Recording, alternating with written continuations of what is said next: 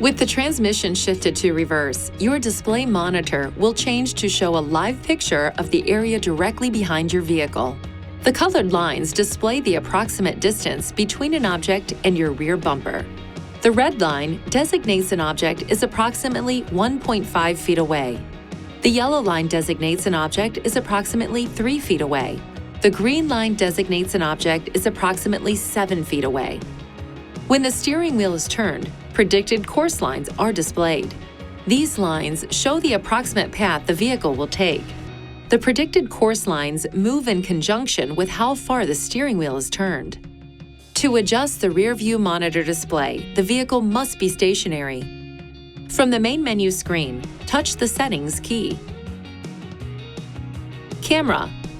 Display settings. Touch the Brightness, Contrast, Tint, Color, or Black Level key. Adjust the item by touching the plus or minus key on the touchscreen display. Certain temperatures and other conditions may momentarily affect the clarity of your display's picture. Please see your owner's manual for important safety information, system limitations, and additional operating and feature information.